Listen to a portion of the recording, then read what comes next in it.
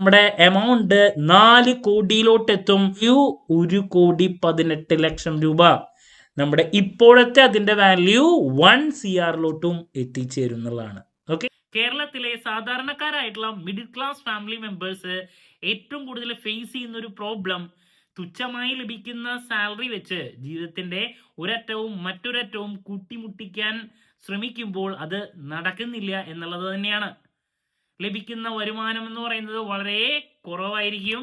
അത് വെച്ചിട്ട് ഒരുപാട് ചെലവുകൾ നമ്മുടെ മുമ്പിൽ ഓരോ മാസവും കൂടി വരികയാണ്. മെജോറിറ്റി ആൾക്കാർക്ക് ലഭിക്കുന്ന സാലറി എന്ന് പറയുന്നത് 15,000 രൂപയ്ക്കും 20,000 രൂപയ്ക്കും ഇടയിലായിരിക്കും. സോ ഇവരൊക്കെ മനസ്സിൽ ചോദിക്കുന്ന ഒരു ചോദ്യമുണ്ട്, ഈ തുച്ഛമായ വരുമാനം വെച്ച് ജീവിതത്തിലെ പല ലക്ഷ്യങ്ങളും, ഒരു വീട് വെക്കണം അല്ലേ, അതല്ലെങ്കിൽ കുട്ടികളുടെ കല്യാണത്തിന്റെ കാര്യം, ഇതിനുശേഷം ഒരു റിട്ടയർമെന്റ് ടൈമിലൊക്കെ എത്തുന്ന സമയത്ത് എങ്ങനെ ജീവിതം നല്ല രീതിയിൽ മുന്നോട്ട് കൊണ്ടുപോകാം, പല ആഗ്രഹങ്ങളുണ്ട്, യാത്രകൾ ചെയ്യണം എന്നുള്ള ആഗ്രഹങ്ങളുണ്ട്. ഇതിലോട്ടൊക്കെ എങ്ങനെ ഈ തുച്ഛമായ വരുമാനം വെച്ച് എത്തിച്ചേരാൻ സാധിക്കും? ഞാൻ എൻ്റെ ഇതിനേക്കാൾ മുമ്പുള്ള പല വീഡിയോസിലും മെൻഷൻ ചെയ്തിട്ടുള്ള ഒരു കാര്യമാണ്, പൈസ ഒരുപാട് ഉണ്ടാക്കി എന്നുള്ളതിനേക്കാൾ ഉപരി എങ്ങനെ അത് മാനേജ് ചെയ്യുന്നു, അതിലാണ് നിങ്ങളുടെ ജീവിതത്തിന്റെ വിജയം ഇരിക്കുന്നത്. അതാണ് ഞാൻ ഇതിനേക്കാൾ മുമ്പുള്ള എൻ്റെ പല വീഡിയോസിലും ഫിനാൻഷ്യൽ ഡിസിപ്ലിൻ്റെ ഇമ്പോർട്ടൻസ് എടുത്തു പറഞ്ഞിട്ടുള്ളത്. സോ 15,000 രൂപ മാത്രം മാസത്തിൽ വരുമാനം ഇപ്പോൾ ഉള്ള ഒരു വ്യക്തിക്ക് 1 കോടി എന്ന് പറയുന്ന കോർപ്പസിലോട്ട് എങ്ങനെ എത്തിച്ചേരാൻ സാധിക്കും? എത്തിച്ചേരാനുള്ള വല്ല സാധ്യതയുമുണ്ടോ? അതോ അത് വെറും ഒരു സ്വപ്നം മാത്രമാണോ? ഒരുപാട് പേര് ചോദിച്ചുള്ളൊരു ചോദ്യത്തിലുള്ള മറുപടിയാണ് നമ്മൾ ഇന്നത്തെ വീഡിയോയിൽ ഡിസ്കസ് ചെയ്യാൻ പോകുന്നത്. നിങ്ങൾക്കും സാധ്യമാണ് ഈ 1 കോടിയിലോട്ട് എത്താൻ. എങ്ങനെ? അതാണ് നമ്മൾ ഇന്നത്തെ വീഡിയോയിൽ ഡിസ്കസ് ചെയ്യാൻ പോകുന്നത്. This is Kiran CS. Once again welcome back to KCS classes.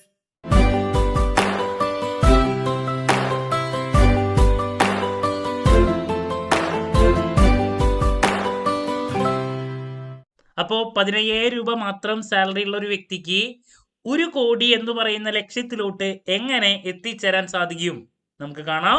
So അതിന് വേണ്ടിയിട്ട് നമുക്ക് നേരെ എക്സൽ ഷീറ്റിലോട്ട് പോകാം. അപ്പോൾ ഞാനിവിടെ ഡീറ്റെയിൽസ് കൊടുത്തിട്ടുണ്ട്. നിങ്ങളുടെ മാസ വരുമാനം 15,000 രൂപയാണ് എന്ന് വിചാരിക്കുക. സോ നമ്മളെപ്പോഴും ഒരു 50-30-20 റൂള് പറയാറുണ്ട്. എന്ന് പറഞ്ഞാൽ നിങ്ങൾക്ക് എത്രയാണോ വരുമാനം ലഭിക്കുന്നത് അതിൻ്റെ 50% നിങ്ങളുടെ ആവശ്യങ്ങൾക്ക് വേണ്ടിയിട്ട് മാറ്റിവെക്കുക. മാസം അല്ലെ, ജീവിത ചെലവിനും മറ്റു കാര്യങ്ങൾക്കും വേണ്ടിയിട്ട് നിർബന്ധമായി മാറ്റിവെച്ചിരിക്കണം. ദെൻ 30% നിങ്ങളുടെ ഡിസയേഴ്സ് എന്ന് പറയും. മറ്റേത് നമ്മുടെ ഫുഡ് കഴിക്കാനുള്ള കാര്യങ്ങൾ അല്ലേ, അങ്ങനെയുള്ള കാര്യങ്ങളൊക്കെ ആയിരിക്കും നമ്മൾ 50%. നിങ്ങളുടെ ഡിസയേഴ്സ് ആണ് 30%.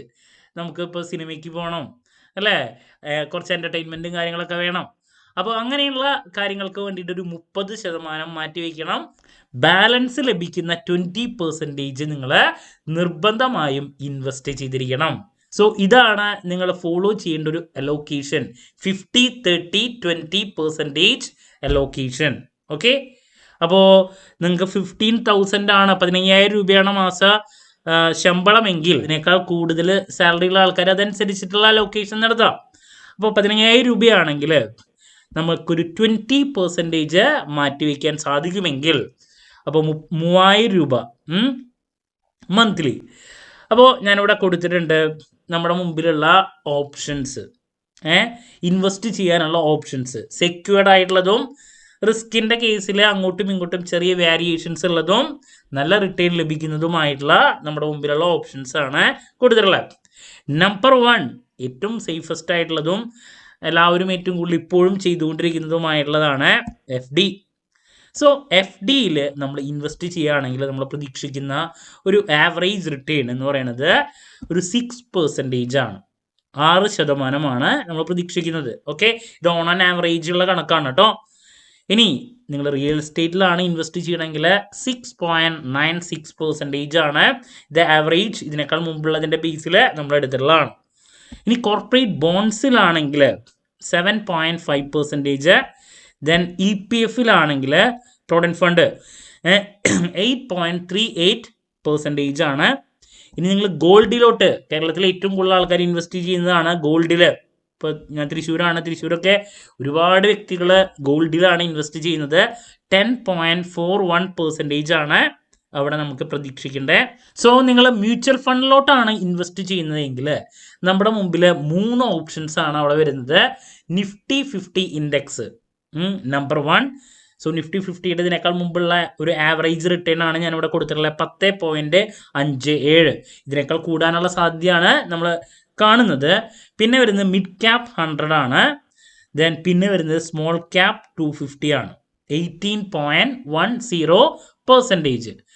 അപ്പോൾ നിങ്ങൾക്ക് കാണാം FD മുതൽ സ്മോൾ ക്യാപ്പ് വരെ ലാസ്റ്റ് പറഞ്ഞിട്ടുള്ള 3ഉം അവിടെ സ്റ്റോക്ക് മാർക്കറ്റിലാണ് നമ്മൾ ഇൻവെസ്റ്റ് ചെയ്യുന്നത്. ബട്ട് സ്റ്റോക്ക് മാർക്കറ്റിൽ ഇൻവെസ്റ്റ് ചെയ്യുക എന്ന് പറയുമ്പോൾ നിങ്ങൾ നേരിട്ടിട്ട് ഷെയർ എടുക്കുന്ന പരിപാടിയല്ല. അവിടെ മ്യൂച്വൽ ഫണ്ടിലോട്ടാണ് ഇൻവെസ്റ്റ് ചെയ്യുന്നത്. മ്യൂച്വൽ ഫണ്ടിൻ്റെ പ്രത്യേകത എന്താ? നമ്മൾക്ക് വേണ്ടിയിട്ടൊരു ഫണ്ട് മാനേജർ ഉണ്ടായിരിക്കും. ഫണ്ട് മാനേജർ ആയിരിക്കും കാര്യങ്ങളൊക്കെ എന്ത് ചെയ്യുന്നുണ്ടാവുക, മാനേജ് ചെയ്യുന്നുണ്ടാവുക. സോ അതുകൊണ്ട് തന്നെ നമുക്ക് റിസ്കിൻ്റെ ചെറിയൊരു വേരിയേഷൻസ് അവിടെ ഉണ്ടെങ്കിലും നമുക്കൊരു ലോങ് പീരീഡ് ഓഫ് ടൈമിലോട്ട് ഫോക്കസ് ചെയ്യുന്ന സമയത്ത് നല്ല രീതിയിലുള്ള റിട്ടേൺ എക്സ്പെക്ട് ചെയ്യാം. ചെറിയ വേരിയേഷൻസ് ഒക്കെ എന്തായാലും ഉണ്ടായിരിക്കും. ബട്ട് ലോങ് പീരീഡ് ഓഫ് ടൈമിലോട്ട് പോകുന്ന സമയത്ത് നമുക്ക് എന്തായാലും നല്ല റിട്ടേൺ എക്സ്പെക്ട് ചെയ്യാം. എന്ന് പറഞ്ഞാൽ ഒരു 10 വർഷമോ 15 വർഷ കാലയളവിലോട്ട് നിങ്ങൾ ഫോക്കസ് ചെയ്യുകയാണെങ്കിൽ. ഓക്കെ, ഏറ്റവും കുറവ് റിസ്ക്, ഏറ്റവും കുറവ് റിട്ടേൺ, അതിൻ്റെ ബേസിലാണ് ഞാനിവിടെ പ്രയോറിറ്റൈസ് ചെയ്തിട്ടുള്ള FD എന്ന് പറയുമ്പോൾ ഏറ്റവും കുറവ് റിട്ടേൺ ആണ്. ദെൻ അതിൻ്റെ റിസ്ക് എന്ന് പറയുന്നത് 0 ആണ്. റിയൽ എസ്റ്റേറ്റിലാണെങ്കിലും അല്ലേ, നെക്സ്റ്റ് കുറച്ചും കൂടി ബെറ്റർ. അതിനുശേഷം corporate bonds, EPF, gold, Nifty 50, പിന്നെ മിഡ് ക്യാപ്പ്, സ്മോൾ ക്യാപ്പ്. അപ്പോൾ ഏറ്റവും കൂടുതൽ റിട്ടേൺ നമുക്ക് നൽകുന്നത് സ്മോൾ ക്യാപ്പാണ് എന്ന് പറഞ്ഞിട്ട് എല്ലാ എമൗണ്ടും നമ്മൾ അതിൽ ഇട്ടിട്ടുണ്ടെങ്കിൽ എന്താ ഉണ്ടാവുക? റിസ്ക് കമ്പാരിറ്റീവ്ലി അവിടെ കൂടുതലാണ്. ഇപ്പോൾ ഈ 3 ഇൻഡെക്സ് ഫണ്ടുകളുടെ ഡീറ്റെയിൽസ് ഞാൻ പറഞ്ഞു. ഇപ്പോൾ Nifty 50, mid cap 100, small cap 250. ഇതിൻ്റെ പ്രത്യേകത എന്താ? നിഫ്റ്റി 50 എന്ന് പറയുമ്പോൾ ഏറ്റവും കൂടുതൽ നന്നായിട്ട് പെർഫോം ചെയ്യുന്ന ഇന്ത്യയിലെ 50 കമ്പനികളാണ്.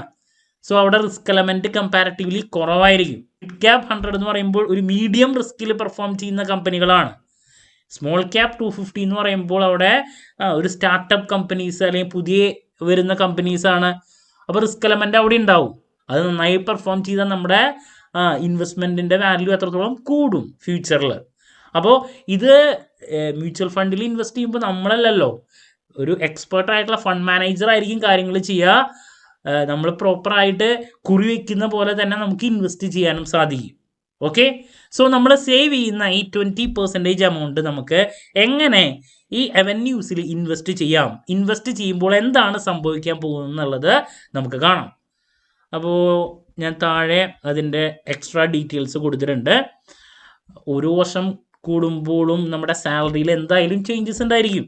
ഈ 15,000 രൂപ ശമ്പളം നമ്മളിപ്പോൾ 2025 പറയുന്നതെങ്കിൽ അടുത്ത വർഷം അല്ലെങ്കിൽ 3 വർഷം കഴിഞ്ഞോ 5 വർഷം കഴിഞ്ഞോ 10 വർഷം കഴിഞ്ഞാലും നിങ്ങളുടെ സാലറി ഇത് തന്നെയാവോ? അല്ല, ഇൻഫ്ലേഷൻ അവിടെ ഉണ്ടായിരിക്കും. സാലറി ഹൈക്ക് എന്തായാലും ഉണ്ടായിരിക്കും. സാധനങ്ങളുടെ വില കൂടും. അത് നിങ്ങൾ 10 വർഷം മുമ്പോ അല്ലെങ്കിൽ 20 വർഷം മുമ്പ് ഇപ്പോൾ പലപ്പോഴും എൻ്റെ അമ്മ പറയാറുണ്ട്, മാസം ലഭിക്കുന്ന 3,000 രൂപ ശമ്പളം ഉണ്ടെങ്കിൽ എന്നാലും ബാക്കി പൈസയാണ്. ഇപ്പോൾ ഇത്രത്തോളം എമൗണ്ട് ഉണ്ടായിട്ട് ഇപ്പോൾ കയ്യിൽ പൈസ ഇരിക്കുന്നില്ല. അത് ഓരോ വർഷം കഴിയുന്തോറും നമുക്കറിയാം മണി വാല്യൂ എന്ന് പറയുന്നത് കുറഞ്ഞു വരാണ്. അത് എപ്പോഴും അങ്ങനെയാണ് അല്ലേ? സോ അതിൻ്റെ ബേസിൽ നമുക്കുണ്ടാകുന്ന ഇൻക്രിമെൻറ്റ് സാലറിയിൽ നമ്മൾ 10% എക്സ്പെക്ട് ചെയ്യുന്നു. ഓരോ വർഷം കഴിയുമ്പോൾ നമ്മളൊരു 10% എന്താണ് ഇൻക്രിമെൻ്റാണ് എക്സ്പെക്ട് ചെയ്യുന്നത്. എന്ന് പറഞ്ഞാൽ നിങ്ങളിപ്പം 3,000 രൂപയാണ് ഇൻവെസ്റ്റ് ചെയ്യുന്നതെങ്കിൽ 15,000 രൂപയുടെ 20% അല്ലേ നമ്മൾ പറഞ്ഞത്. അപ്പോൾ നെക്സ്റ്റ് ഇയർ ആകുമ്പോൾ ഈ 3,000ൻ്റെ 10% ഇൻക്രിമെൻറ്റ് കൂടുതൽ എന്ന് പറഞ്ഞാൽ 3,300 രൂപ.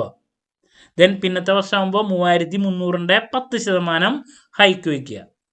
ഓക്കെ, അപ്പോൾ 330 രൂപ കൂടുതൽ ഇൻവെസ്റ്റ് ചെയ്യുക. ദെൻ ഇൻഫ്ലേഷൻ നമ്മൾ എക്സ്പെക്ട് ചെയ്യുന്ന ഒരു 5% ആണ്. എന്ന് വെച്ചിട്ടുണ്ടെങ്കിൽ മണി വാല്യൂവിൽ ഉണ്ടാകുന്ന കുറവ്, പണപ്പെരുപ്പം, ഇൻഫ്ലേഷൻ എന്ന് പറയുന്നത് നമുക്ക് 5% എക്സ്പെക്ട് ചെയ്യാം.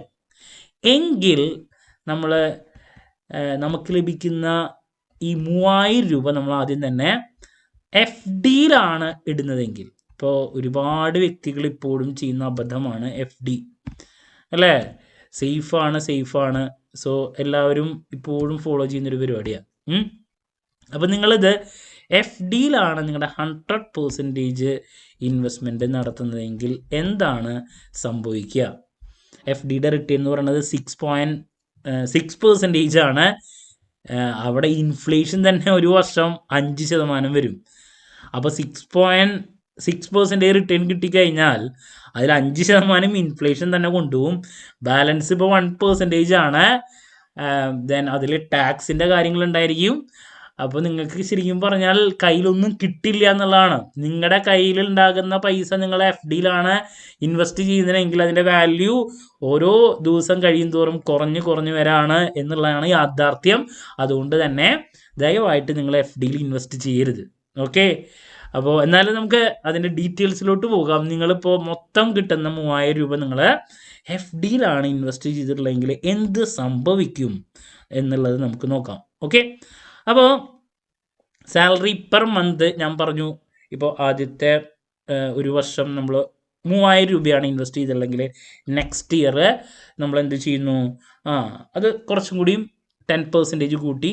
പിന്നെ അടുത്ത പ്രാവശ്യം ആകുമ്പോൾ 10% കൂട്ടി. അത് നമ്മളായിട്ട് കൂട്ടേണ്ട ആവശ്യമില്ലെന്നേ, സാലറി കൂടി വരും. അത് അങ്ങനെയാണ്.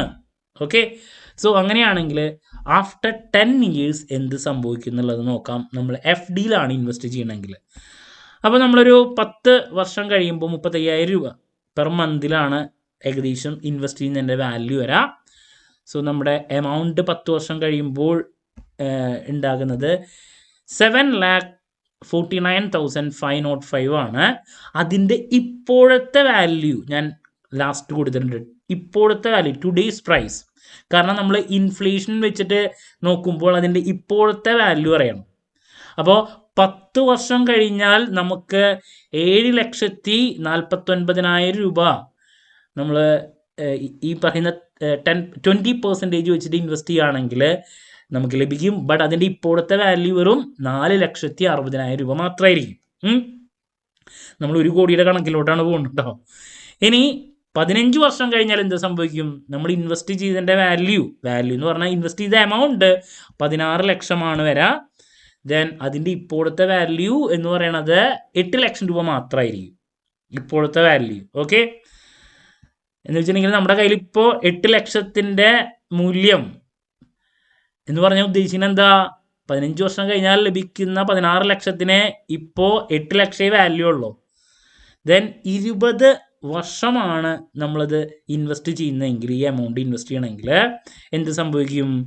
33 ലക്ഷമാണ് അതിൻ്റെ എമൗണ്ട് വരാം. അതിൻ്റെ ഇപ്പോഴത്തെ വാല്യൂ എന്ന് പറയുന്നത് വെറും 12 ലക്ഷം രൂപ. ഓക്കെ, ഇനി 25 വർഷം നമ്മൾ ഇൻവെസ്റ്റ് ചെയ്യുകയാണ് ഈ 20%, അവിടെ 61 ലക്ഷം എമൗണ്ട് വരും. അതിൻ്റെ ഇപ്പോഴത്തെ വാല്യൂ വെറും 18 ലക്ഷം രൂപ. ദെൻ 30 വർഷം കഴിയുമ്പോഴാണ് നിങ്ങളുടെ എമൗണ്ട് 1 കോടി മുട്ടുക. അതിൻ്റെ ബട്ട് ഇപ്പോഴത്തെ വാല്യൂ എന്ന് പറയുന്നത് വെറും 25 ലക്ഷം രൂപ മാത്രമായിരിക്കും.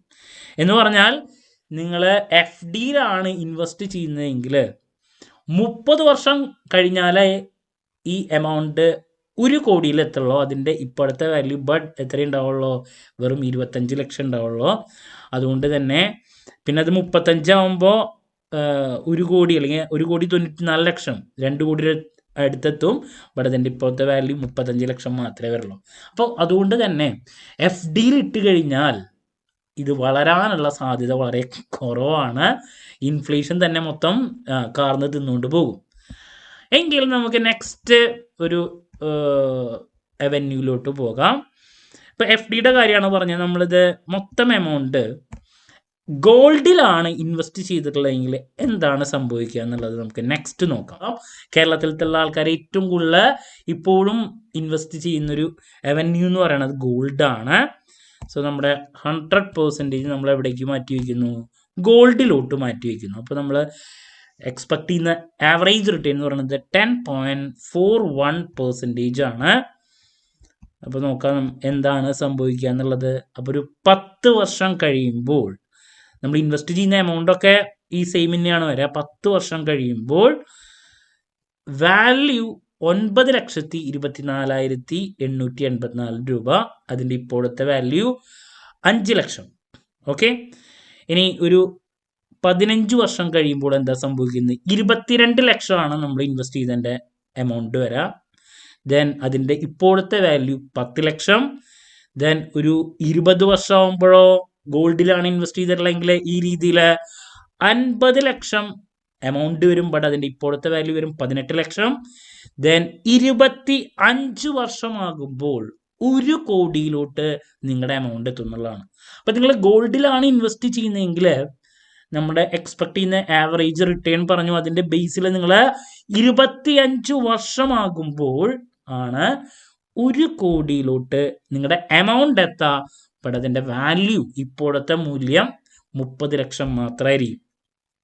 നിങ്ങൾക്ക് 1 കോടി വാല്യൂ ഇപ്പോൾ ലഭിക്കണമെങ്കിൽ 40 വർഷം ആക്ച്വലി കഴിയണം. 40 വർഷം കഴിയുമ്പോൾ നിങ്ങൾ ഇൻവെസ്റ്റ് ചെയ്ത എമൗണ്ട് ഏകദേശം 7 കോടി രൂപയിലെത്തും. അതിൻ്റെ ഇപ്പോഴത്തെ വാല്യൂ 1 കോടി രൂപയായിരിക്കും. ഓക്കെ, അപ്പോൾ ഗോൾഡിൽ ഇൻവെസ്റ്റ് ചെയ്യുകയാണെങ്കിൽ ഉണ്ടാകുന്ന കാര്യങ്ങളാണ് നമ്മളിവിടെ കണ്ടത്. എമൗണ്ട് 1 കോടി എത്താൻ നിങ്ങൾക്ക് ഏകദേശം 25 വർഷം അവിടെ മതിയായിരിക്കും. ബട്ട് അതിൻ്റെ വാല്യൂ ഞാൻ പറഞ്ഞു 30 ലക്ഷം മാത്രമേ ഉണ്ടാവുള്ളൂ. അപ്പോൾ ഇതാണ് ഗോൾഡിൽ ഇൻവെസ്റ്റ് ചെയ്താൽ ഉണ്ടാകുന്ന കാര്യങ്ങൾ. ഓക്കെ, ഇനി നമുക്ക് മ്യൂച്വൽ ഫണ്ടിലോട്ട് പോകാം. മ്യൂച്വൽ ഫണ്ടിലോട്ട് പോകുമ്പോൾ എന്താണ് സംഭവിക്കുക എന്നുള്ളത് നമുക്ക് നെക്സ്റ്റ് കാണാം. ഞാൻ നേരത്തെ പറഞ്ഞു മ്യൂച്വൽ ഫണ്ടിലോട്ട് പോകുന്ന സമയത്ത് നമ്മുടെ മുമ്പിൽ അവിടെ 3 ഓപ്ഷൻസ് ഞാൻ ഇട്ടിട്ടുണ്ട്. നമ്പർ 1 എന്ന് പറയുന്നത് നിഫ്റ്റി 50, ദെൻ നമ്പർ 2 എന്താണ് മിഡ് ക്യാപ്പ്, പിന്നെ സ്മോൾ ക്യാപ്പ്. അപ്പം നമ്മൾ എൻറ്റയർ എമൗണ്ട് ആദ്യം ഈ നിഫ്റ്റി 50യിലാണ് ഇൻവെസ്റ്റ് ചെയ്യണമെങ്കിൽ എന്താ സംഭവിക്കുക എന്നുള്ളത് നോക്കാം. അപ്പോൾ ഗോൾഡിൻ്റെയും നിഫ്റ്റി 50യുടെയും ഏകദേശം നോക്കുമ്പോൾ ചെറിയൊരു വ്യത്യാസം മാത്രമേ ഉള്ളൂ. നിഫ്റ്റി 50 എന്ന് പറയുമ്പോൾ ഞാൻ പറഞ്ഞു ഇന്ത്യയിൽ ഏറ്റവും ബെസ്റ്റ് പെർഫോം ചെയ്യുന്ന 50 കമ്പനികളുടെ എന്താണ് ഇൻഡെക്സ് ആണ് ഈ പറയുന്ന നിഫ്റ്റി 50. അപ്പോൾ നമ്മൾ 100% അവിടെ തന്നെ ഇടാണ്. അപ്പോൾ എന്താ സംഭവിക്കുക എന്നുള്ളത് നോക്കാം കേട്ടോ, എത്ര ടൈം അവിടെ എടുക്കണമെന്നുള്ളത്. അപ്പോൾ ആഫ്റ്റർ 10 ഇയേഴ്സ് ആ 10.57 വെച്ചിട്ട് ആഫ്റ്റർ 10 ഇയേഴ്സ് നമ്മുടെ വാല്യൂ 9 ലക്ഷമായിരിക്കും ഉണ്ടാവുക. 9 ലക്ഷം. അതിൻ്റെ ഇപ്പോഴത്തെ വാല്യൂ 5 ലക്ഷം. ഇനി 15 വർഷം കഴിയുമ്പോഴേക്കും നമ്മുടെ എമൗണ്ട് 23 ലക്ഷം രൂപയാകും. അതിൻ്റെ ഇപ്പോഴത്തെ വാല്യൂ ഏകദേശം 11 ലക്ഷം മാത്രമായിരിക്കും. ദെൻ 20 വർഷം കഴിയുമ്പോൾ 50 ലക്ഷത്തിലോട്ടെത്തും. അതിൻ്റെ ഇപ്പോഴത്തെ വാല്യൂ 19 ലക്ഷം. 25 വർഷമാകുമ്പോഴാണ് നമ്മൾ 1 കോടിയിലോട്ടെത്താം. അതിൻ്റെ ഇപ്പോഴത്തെ വാല്യൂ 31 ലക്ഷം. അപ്പോൾ നിഫ്റ്റി 50യിൽ മാത്രമാണ് ഇൻവെസ്റ്റ് ചെയ്യണമെങ്കിൽ നിഫ്റ്റി 50യുടെ പ്രത്യേകത ഞാൻ പറഞ്ഞു, റിസ്ക് എലമെൻറ്റ് കമ്പാരിറ്റീവ്ലി കുറവാണ്, റിട്ടേണും അതനുസരിച്ച് കുറയും. കാരണം ഏറ്റവും കൂടുതൽ ബിഗ് കമ്പനീസ് ആണ്, അത് ഓൾറെഡി അതിൻ്റെ മാക്സിമത്തിലോട്ട് എത്തിക്കഴിഞ്ഞിട്ടുണ്ടായിരിക്കും. അതുകൊണ്ട് തന്നെ റിസ്ക് എലമെൻറ്റ് അവിടെ ഇൻവെസ്റ്റ് ചെയ്യുമ്പോൾ കുറവായിരിക്കും, റിട്ടേണും കുറവായിരിക്കും. ഓക്കെ, എങ്കിലും നമുക്ക് കുറച്ചും കൂടി ബെറ്റർ റിട്ടേൺ വേണ്ടേ? അപ്പോൾ അതിന് വേണ്ടിയിട്ട് നമുക്ക് എന്ത് ചെയ്യാം, ഒരു 50% ഇവിടെയും 50% നമുക്ക് നിഫ്റ്റി 50യിലും 50% നമുക്ക് മിഡ് ക്യാപ്പിലും കൊടുത്തു നോക്കാം. അപ്പോൾ എന്തായിരിക്കും ഉണ്ടാകുന്ന ഇഫക്റ്റ് എന്നുള്ളത് നമുക്കൊന്ന് നോക്കാം. ഓക്കെ, 3000 രൂപയിൽ നമ്മൾ എന്ത് ചെയ്യുന്നു, 1500 രൂപ നിഫ്റ്റി 50യിലും 1500 രൂപ നമ്മൾ മിഡ് ക്യാപ്പിലും. മിഡ് ക്യാപ്പ് എന്ന് പറയുമ്പോൾ ഒരു ബാലൻസ്ഡ് എന്ന് വെച്ചിട്ടുണ്ടെങ്കിൽ റിസ്ക് എലമെൻ്റ് എന്ന് പറയുന്നത് ഒരു പകുതി മാത്രമുള്ള വളർന്നുകൊണ്ടിരിക്കുന്ന കമ്പനികളാണ്. ഓക്കെ, അങ്ങനെയാകുമ്പോൾ എന്താണ് വ്യത്യാസം എന്നുള്ളത് നമുക്ക് നോക്കാം. സോ 10 വർഷം കഴിയുമ്പോൾ നമ്മുടെ ഇൻവെസ്റ്റ് ചെയ്തിട്ടുള്ളതിൻ്റെ വാല്യൂ 10 ലക്ഷം, വാല്യൂ അല്ല എമൗണ്ട് 10 ലക്ഷം. അതിൻ്റെ ഇപ്പോഴത്തെ വാല്യൂ 6,31,000 ആവും. 15 വർഷം കഴിയുമ്പോൾ 26 ലക്ഷം രൂപയായിട്ട് മാറും. നമ്മൾ ഇൻവെസ്റ്റ് ചെയ്ത എമൗണ്ട് 26 ലക്ഷം രൂപയായിട്ട് മാറും. അതിൻ്റെ ഇപ്പോഴത്തെ വാല്യൂ 12 ലക്ഷം. ദെൻ 20 വർഷം കഴിയുമ്പോൾ നമ്മൾ ഇൻവെസ്റ്റ് ചെയ്തിട്ടുള്ളതിൻ്റെ എമൗണ്ട് 63 ലക്ഷം രൂപയായിരിക്കും. അതിൻ്റെ ഇപ്പോഴത്തെ എമൗണ്ട് 23 ലക്ഷം. ദെൻ 25 വർഷം കഴിയുമ്പോൾ നമ്മൾ ഇൻവെസ്റ്റ് ചെയ്തിട്ടുള്ളതിൻ്റെ എമൗണ്ട് 1,39,00,000 ലക്ഷത്തിലോട്ടെത്തും. അതിൻ്റെ ഇപ്പോഴത്തെ വാല്യൂ 41 ലക്ഷം രൂപയായിരിക്കും. അപ്പോൾ നമ്മൾ ഇൻവെസ്റ്റ് ചെയ്തിട്ടുള്ളതിൻ്റെ എമൗണ്ട് വാല്യൂ ഇപ്പോൾ 1 കോടിയിലോട്ട് എത്തണമെങ്കിൽ ഏകദേശം 31 ഇയേഴ്സ് പിടിക്കും. നമ്മൾ 50% നിഫ്റ്റി 50ലും 50% മിഡ് ക്യാപ്പിലും ഇടുമ്പോൾ, അപ്പോൾ 35 വർഷം കഴിയുമ്പോൾ അതിൻ്റെ വാല്യൂ എന്ന് പറയുന്നത് ഏകദേശം 6,20 ലക്ഷം രൂപയാണ്. ഓക്കെ, ഇപ്പം നിങ്ങൾ ഏർലി 30s അല്ലെങ്കിൽ ഏർലി 20s ഇരിക്കുന്നതെങ്കിൽ ഞങ്ങൾക്ക് ഒരു ലോങ് പീരീഡ് ഓഫ് ടൈമിലേക്ക് ഇൻവെസ്റ്റ് ചെയ്യുകയാണെങ്കിൽ ഇതൊക്കെ ഈസിലി അച്ചീവ് ചെയ്യാൻ സാധിക്കുന്നതാണ്. അപ്പോൾ ഇതാണ് 50-50 നമ്മൾ ഇൻവെസ്റ്റ് ചെയ്യുകയാണെങ്കിൽ ഉണ്ടാകുന്നത്. സോ നെക്സ്റ്റ് നമ്മൾ സേവ് ചെയ്യുന്ന എൻറ്റയർ എമൗണ്ട് നമുക്ക് ഈക്വൽ ആയിട്ട് ഈ 3 മ്യൂച്വൽ ഫണ്ടിലും ഇൻവെസ്റ്റ് ചെയ്യാം. അങ്ങനെയാവുമ്പോൾ എന്തായിരിക്കും അവസ്ഥ എന്നുള്ളത് നമുക്ക് നെക്സ്റ്റ് നോക്കാം. 33 ഇവിടെ, 33 ഇവിടെ, ഇവിടെ നമ്മൾ 34. അപ്പോൾ എന്തായിരിക്കും അവസ്ഥ എന്നുള്ളത് നമുക്ക് നോക്കാം. ഓക്കെ, സോ ഈ രീതിയിലാണ് നിങ്ങൾ ചെയ്യുന്നതെങ്കിൽ നോക്കൂ, 10 വർഷം കഴിയുമ്പോൾ നമ്മൾ ഇൻവെസ്റ്റ് ചെയ്തതിൻ്റെ വാല്യൂ 11 ലക്ഷത്തിലോട്ടെത്തും. എമൗണ്ട് 11 ലക്ഷത്തിലോട്ടെത്തും. അതിൻ്റെ ഇപ്പോഴത്തെ വാല്യൂ 7 ലക്ഷം. 15 വർഷം കഴിയുമ്പോൾ നമ്മൾ ഇൻവെസ്റ്റ് ചെയ്തിട്ടുള്ള എമൗണ്ട് 32 ലക്ഷത്തിലോട്ടെത്തും. അതിൻ്റെ ഇപ്പോഴത്തെ വാല്യൂ 15 ലക്ഷം. 20 വർഷം കഴിയുമ്പോൾ ഈ 82 ലക്ഷത്തിലോട്ട് എമൗണ്ട് എത്തും. അതിൻ്റെ ഇപ്പോഴത്തെ വാല്യൂ 31 ലക്ഷം.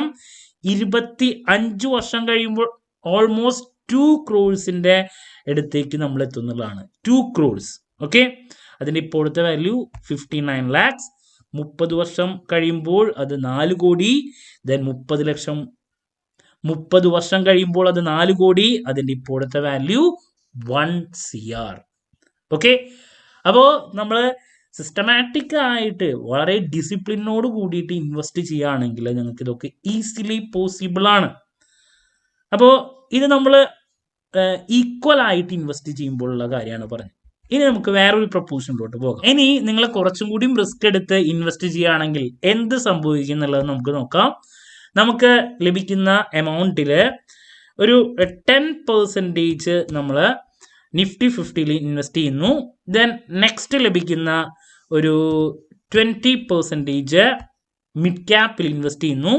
ബാലൻസ് ഉള്ളത് നമ്മൾ സ്മോൾ ക്യാപ്പിൽ ഇൻവെസ്റ്റ് ചെയ്യുകയാണെങ്കിൽ എന്തായിരിക്കും ഉണ്ടാകുന്ന മാറ്റം എന്നുള്ളത് നോക്കാം നമുക്ക്. അപ്പോൾ ഏകദേശം അവിടെ ഒരു 16.58% റിട്ടേൺ ആണ് നമുക്ക് ലഭിക്കുക. സോ എന്തായിരിക്കും ഉണ്ടാകുന്ന മാറ്റം നോക്കിയേ. സോ ഈ രീതിയിലാണ് നിങ്ങൾ ഇൻവെസ്റ്റ് ചെയ്തിട്ടുള്ളതെങ്കിൽ ആഫ്റ്റർ 10 years നിങ്ങളുടെ എമൗണ്ട് എന്ന് പറയുന്നത് ഏകദേശം 12 ലക്ഷമായിട്ട് മാറും. അതിൻ്റെ ഇപ്പോഴത്തെ വാല്യൂ 8 lakhs അടുത്ത 7,92,000. ദെൻ 15 years കഴിയുമ്പോൾ 38 ലക്ഷം രൂപയായിട്ട് നിങ്ങളുടെ എമൗണ്ട് മാറും. അതിൻ്റെ ഇപ്പോഴത്തെ വാല്യൂ 18 lakhs. 20 years ആകുമ്പോഴേക്കും നിങ്ങൾ 1 CR റീച്ച് ആവുന്നുള്ളതാണ്. Within 20 years you can reach 1 CR. അതിൻ്റെ ഇപ്പോഴത്തെ വാല്യൂ 39 lakhs. ദെൻ 25 years ആകുമ്പോൾ 2.5 കോടി കവിയും. അതിൻ്റെ ഇപ്പോഴത്തെ value 78 lakhs. Then after 30 years നിങ്ങളുടെ എമൗണ്ട് ഏകദേശം 6.5 CR വരും എന്നുള്ളതാണ്. അതിൻ്റെ ഇപ്പോഴത്തെ വാല്യൂ 1.5 കോടി രൂപയായിട്ട് എത്തും. സോ എത്രത്തോളം നല്ല രീതിയിൽ ഫിനാൻഷ്യൽ ഡിസിപ്ലിനോട് കൂടി ലോങ് ടൈമിലോട്ട് നിങ്ങൾക്ക് ഇൻവെസ്റ്റ് ചെയ്യാൻ സാധിക്കും, അതനുസരിച്ചിട്ടാണ് നിങ്ങളുടെ കോർപ്പസ് നിങ്ങൾക്ക് ബിൽഡ് ചെയ്യാൻ പറ്റുക. അപ്പോൾ ഈ ഒരു എക്സാമ്പിളിൽ നിന്ന് 15,000 രൂപ മാത്രം ശമ്പളമുള്ള ഒരു വ്യക്തിക്കും 1 കോടി എന്ന് പറയുന്ന ലക്ഷ്യത്തിലോട്ട് എത്തിച്ചേരാൻ സാധിക്കും. ഒരൊറ്റ കാര്യമാണ് നിങ്ങളുടെ മനസ്സിൽ വേണ്ടേ, ഫിനാൻഷ്യൽ ഡിസിപ്ലിൻ. അത് ലോങ് പീരീഡ് ഓഫ് ടൈമിലേക്ക് നിങ്ങൾ കൺസിസ്റ്റൻ്റ് ആയിട്ട് ഇൻവെസ്റ്റ് ചെയ്യുക. നിങ്ങൾക്കും പോസിബിൾ ആണ്. ഇതെന്തുകൊണ്ടാണ് പോസിബിൾ ആകുന്നത്? This is because of compounding, power of compounding. ഈ ഇൻവെസ്റ്റ് ചെയ്യുന്ന എമൗണ്ടിനെ ഒന്ന് വളരാൻ അനുവദിക്കുക. നിങ്ങൾ ആദ്യത്തെ 10 വർഷം ഇൻവെസ്റ്റ് ചെയ്യുമ്പോൾ ഉണ്ടാകുന്ന എമൗണ്ട് അല്ല നെക്സ്റ്റ് 5 years ആകുമ്പോൾ നിങ്ങളുടെ കയ്യിലുണ്ടാകുന്നത്. അതിൻ്റെ വാല്യൂ കൂടാണ് ബിക്കോസ് ഓഫ് കോമ്പൗണ്ടിങ്. അത് നിങ്ങളിവിടെ നോക്കിയാൽ കാണാൻ സാധിക്കും. നിങ്ങൾ 15 വർഷം കഴിയുമ്പോൾ എത്രയാണ് ഇൻവെസ്റ്റ് ചെയ്തിട്ടുണ്ടായിരുന്ന എമൗണ്ട്? 38 ലക്ഷം രൂപയാണ്. 20 വർഷമാകുമ്പോഴേക്കും നിങ്ങളുടെ ഇൻവെസ്റ്റ് ചെയ്തിട്ടുള്ള എമൗണ്ട് 1 കോടിയിലോട്ട് എത്താം. 15ൽ നിന്ന് 20 എത്തുമ്പോൾ ഉണ്ടാകുന്ന ആ ഒരു ചേഞ്ച് നോക്കൂ. ഒറ്റടിക്കാണ് 1 CR ആവുന്നത് വിത്തിൻ 5 years കൊണ്ട്. This is because of compounding. Finally നമുക്ക് ഒന്നുകൂടി ചെക്ക് ചെയ്യാം. നിങ്ങൾക്ക് 30% വരെ ഇൻവെസ്റ്റ് ചെയ്യാൻ മാസം സാധിക്കുമെങ്കിൽ എന്തായിരിക്കും ഉണ്ടാകാൻ പോകുന്ന ചേഞ്ച് എന്നുള്ളതും കൂടി നമുക്ക് നോക്കാം. എന്ന് പറഞ്ഞാൽ 15,000 രൂപ ശമ്പളം നിങ്ങൾ 30% മാറ്റിവെക്കുന്നു എങ്കിൽ നിങ്ങളുടെ ഇൻവെസ്റ്റ്മെന്റ് എമൗണ്ട് എന്ന് പറയുന്നത് 4,500 രൂപ. സോ നമ്മുടെ ഈ 4,500 രൂപ 10% നിഫ്റ്റി 50-ലെ 20% മിഡ് ക്യാപ്പ്, സ്മോൾ ക്യാപ്പിൽ 70% ഈ രീതിയിലാണ് അലോക്കേറ്റ് ചെയ്തിട്ടുള്ളതെങ്കിൽ ഉണ്ടാകുന്ന മാറ്റം നിങ്ങൾ നോക്കിക്കോളൂ. ആദ്യത്തെ 10 വർഷം കഴിയുമ്പോൾ നമ്മൾ ഇൻവെസ്റ്റ് ചെയ്തിട്ടുള്ള എൻ്റെ എമൗണ്ട് 19 ലക്ഷം, അതിൻ്റെ ഇപ്പോഴത്തെ വാല്യൂ 11 lakh. ദെൻ 15 വർഷം കഴിയുമ്പോൾ 57 ലക്ഷം രൂപ, അതിൻ്റെ ഇപ്പോഴത്തെ വാല്യൂ 27 ലക്ഷം. 20 വർഷം കഴിയുമ്പോൾ 1.5 CR, 1.5 കോടിയിലോട്ട് നിങ്ങളുടെ എമൗണ്ട് എത്തും, അതിൻ്റെ ഇപ്പോഴത്തെ വാല്യൂ 58 ലക്ഷം. ദെൻ 25 വർഷം കഴിയുമ്പോഴേക്കും നമ്മുടെ എമൗണ്ട് 4 കോടിയിലോട്ട് എത്തും, അതിൻ്റെ ഇപ്പോഴത്തെ വാല്യൂ 1,18 ലക്ഷം രൂപ. അപ്പോൾ നിങ്ങൾ കൂടുതൽ എമൗണ്ട് അവിടെ ഇൻവെസ്റ്റ് ചെയ്യുന്നതനുസരിച്ചിട്ട് ഉണ്ടാകുന്ന വ്യത്യാസം മനസ്സിലായി എന്ന് പ്രതീക്ഷിക്കുന്നു. 25 വർഷം കഴിയുമ്പോൾ ആക്ച്വലി നമ്മുടെ എമൗണ്ട് 4 കോടിയും നമ്മുടെ ഇപ്പോഴത്തെ അതിൻ്റെ വാല്യൂ 1 CR എത്തിച്ചേരും എന്നുള്ളതാണ്. ഓക്കെ, അപ്പോൾ നിങ്ങളുടെ ശമ്പളം വളരെ കുറവാണ് എന്ന് വിചാരിച്ചിരിക്കലല്ല വേണ്ടേ. ഫിനാൻഷ്യൽ ഡിസിപ്ലിനിലൂടെ എല്ലാവർക്കും ഇത് പോസിബിളാണ്. ഞാൻ എപ്പോഴും പറയുന്നൊരു കാര്യമാണ്, നിങ്ങളുടെ സ്കിൽ ഇമ്പ്രൂവ് ചെയ്യാൻ വേണ്ടിയിട്ട് കൂടുതൽ സമയം സ്പെൻഡ് ചെയ്യുക. ഇൻവെസ്റ്റ് ചെയ്യേണ്ടത് നിങ്ങളിലോട്ട് തന്നെയാണ്. നിങ്ങളുടെ ലൈഫ് തന്നെ മാറി മറിയും. അതുപോലെ തന്നെ ഫിനാൻഷ്യൽ ഡിസിപ്ലിനിലോട് കൂടി നിങ്ങൾ സിസ്റ്റമാറ്റിക് ആയിട്ട് ലോങ് പീരീഡ് ഓഫ് ടൈമിൽ ഇൻവെസ്റ്റ് ചെയ്യുകയാണെങ്കിൽ 1 കോടിയൊക്കെ പുഷ്പം പോലെ നിങ്ങൾക്ക് അച്ചീവ് ചെയ്യാൻ സാധിക്കും. ക്ലാരിറ്റി കിട്ടിയെന്ന് പ്രതീക്ഷിക്കുന്നു. ഇന്നത്തെ വീഡിയോയിൽ സാധാരണക്കാരായിട്ടുള്ള എല്ലാവർക്കും 1 CR എങ്ങനെ എത്തിച്ചേരാം എന്നുള്ളതാണ് നമ്മൾ കണ്ടത്. നിങ്ങളുടെ അഭിപ്രായങ്ങളും നിങ്ങളുടെ നിർദ്ദേശങ്ങളും ഒക്കെ കമൻറ്റ് രൂപത്തിൽ പറയാം. ഞാൻ അതനുസരിച്ചിട്ട് വീഡിയോസിൽ മാറ്റങ്ങളും കാര്യങ്ങളൊക്കെ വരുത്തുന്നതായിരിക്കും. മറ്റൊരു വീഡിയോയുമായി വീണ്ടും കാണാമെന്നുള്ള പ്രതീക്ഷയോടെ നിർത്തുന്നു. This is Kiran CS signing off. Have a nice day. Thank U.